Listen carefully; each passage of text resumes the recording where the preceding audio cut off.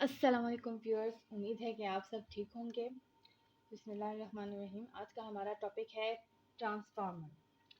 Transformer अब क्या होता है? ट्रांसफार्मर की बेसिक डेफिनेशन ये है, an electrical device with step ups और step down and alternating current voltage is known as transformer.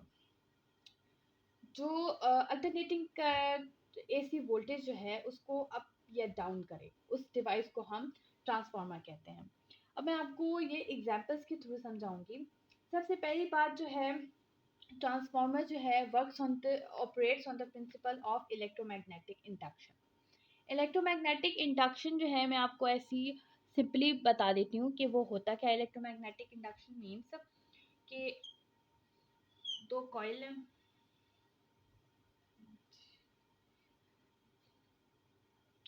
ये है मेरे पास इलेक्ट्रोमैग्नेटिक इंडक्शन, जिसमें एक होती है प्राइमरी कॉइल, एक होती है सेकेंडरी कॉइल।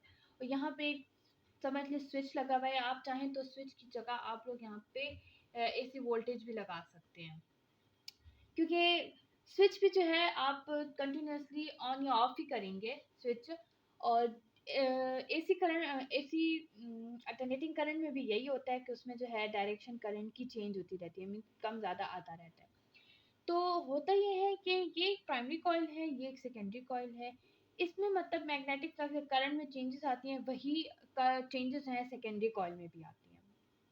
बस ये एक छोटी सी इलेक्ट्रोमैग्नेटिक इंडक्शन आप इसे बोल सकते हैं।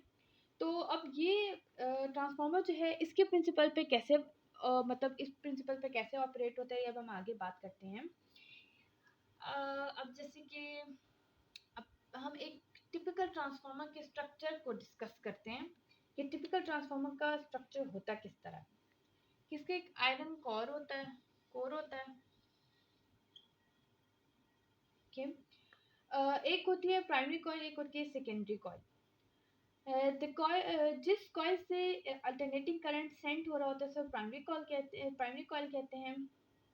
और जिस कॉइल में ईएमएफ इंड्यूस हो रहा होता है, ईएमएफ इंड्यूस हो रहा होता है, उसको हम सेकेंडरी कॉइल बोलते हैं। तो ये यहाँ पे ऐसे कॉइल जो है वाउंड हुई होती है। ये होती है प्राइमरी कॉइल, ये होती है सेकेंडरी कॉइल।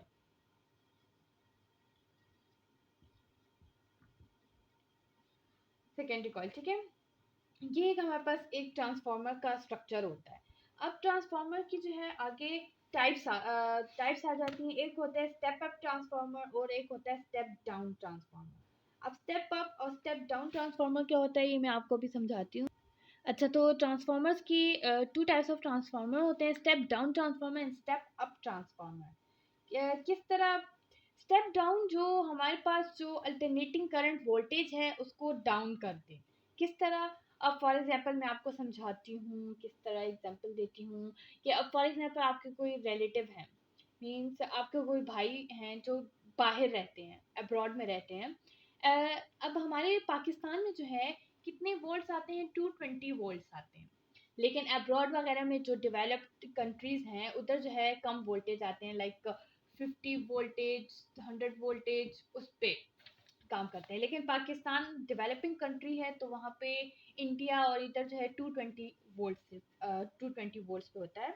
अब फॉर एग्जांपल आपकी कोई भाई या कोई बहन अब्रॉड से आई है, आपके लिए 50 वोल्ट्स का बल्ब लाइए, क्योंकि वहाँ पे 50 वोल्ट ही घरों में 50 वोल्ट से प्रोवाइड की जाती होगी, इसलिए वो 50 वोल्ट का बल्ब भी घर में यूज़ करते हैं। वो आपके लिए 50 वोल्ट का बल्ब लाइए और अब आपने अपने घर में लगाना है।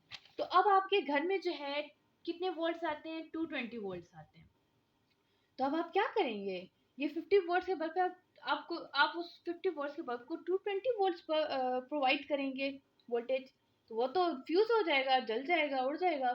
तो अब आप क्या करेंगे? आप फिर इसको रिड्यूस करने के लिए आप स्टेप डाउन ट्रांसफार्मर यूज करेंगे। स्टेप डाउन ट्रांसफार्मर आप कैसे यूज करेंगे कि प्राइमरी कॉइल में हमने बात की थी ना, जो अल्टरनेटिंग करंट जो उसे डायरेक्ट मिल रहा होता है वो। तो अब ये है हमारे पास आयरन कोर है, ये प्राइमरी कॉइल है, सेकेंडरी कॉइल है। तो प्राइमरी कॉइल में जो डायरेक्ट करंट आ रहा होता है, मीन्स जो पाकिस्तान में आता है डायरेक्ट, वो 220 वोल्ट्स है। अब आपने 220 को 50 वोल्ट्स में करना है, तो आप क्या करते हैं कि आप जो है इधर नंबर ऑफ टर्न ज़्यादा करते हैं और इधर नंबर ऑफ टर्न्स कम करते हैं।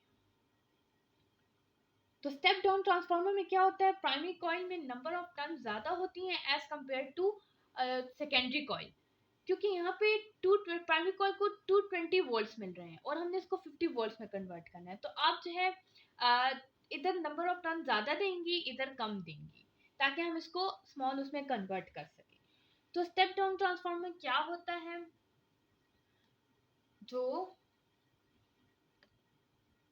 220 वोल्ट्स को 50 वोल्ट्स में कर दें, मीन्स कम कर दें। अब वोल्ट्स तो बदल सकते हैं, कुछ भी हो सकते हैं, बट ये मैंने आपको समझाने के लिए 50 वोल्ट्स का किया है, ठीक है। तो क्या होता है कि इसमें प्राइमरी कॉइल में नंबर ऑफ टर्न ज़्यादा रखते हैं, इसमें नंबर ऑफ टर्न्स कम रखते हैं कि वो हो सके, ठीक है। हमने बात की ना कि वो जो करंट जो है इसमें आ रहा होता है, मतलब जो अल्टरनेटिंग करंट प्राइमरी कॉइल को प्रोवाइड किया जाता है, फिर जो ईएमएफ इंड्यूस होता है वो सेकेंडरी कॉइल में होता है, ठीक है। तो अब हम जो है जो इसके नीचे कर लेते हैं स्टेप अप। अब स्टेप अप ट्रांसफार्मर क्या होता है, स्टेप अप ट्रांसफार्मर में जब हमने बात की कि 220 वोल्ट्स जो है 50 वोल्ट्स में करने थे। अब फॉर एग्जांपल इसी तरह आपका कोई भाई बहन जो है किसी बहुत बैकवर्ड कंट्री से, बहुत गरीब कंट्री से जो है 400 वोल्ट्स का बल्ब लाया है। सिर्फ पाकिस्तान ही ऐसी गरीब मुल्क नहीं है, बहुत से गरीब मुल्क हैं, या चले गरीब मुल्क वगैरह को छोड़ दें, किसका बस 400 वोल्ट्स का हमारे पास बल्ब है। आपके घर में वोल्टेज आते हैं 220 वोल्ट्स। अब इतनी 220 वोल्ट्स पे 400 वोल्ट्स वाला बल्ब कैसे चलेगा, तो क्या करेंगे, हम स्टेप अप ट्रांसफार्मर यूज करेंगे। स्टेप अप ट्रांसफार्मर यूज करेंगे तो ये है हमारे पास क्या, ट्रांसफार्मर। तो अब यहाँ पर हम प्राइमरी कॉइल में जो है जो डायरेक्ट अल्टरनेटिंग करंट आ रहा होता है, ये वो है ना 220 वोल्ट्स, जो आप लोगों के घरों में पाकिस्तान में आता है, और यहाँ पे हमने इसको करना है 400 वोल्ट्स। तो क्या होगा, प्राइमरी कॉइल में आप नंबर ऑफ टर्न्स कम रखेंगे as compare to secondary coil. Secondary coil में आप ज्यादा रखेंगे ताकि ज्यादा वोल्टेज प्रोड्यूस हो, ठीक है। तो मीन्स कि आपने जब बड़े से छोटे में करना हो, मतलब ज्यादा वोल्टेज से कम वोल्टेज में कन्वर्ट करना हो, तो आप स्टेप डाउन ट्रांसफार्मर यूज करेंगे। और अगर आपने बड़े से छोटे में करना हो तो आप सॉरी छोटे से बड़े में सॉरी करना हो छोटे से बड़े में करना हो तो आप स्टेप अप ट्रांसफार्मर यूज करेंगे। ओके, अब हम बात करते हैं कि अब हमें पता है input power is equal to output power. इस वैसी में जनरल आप लोगों को बता रही हूँ, मीन्स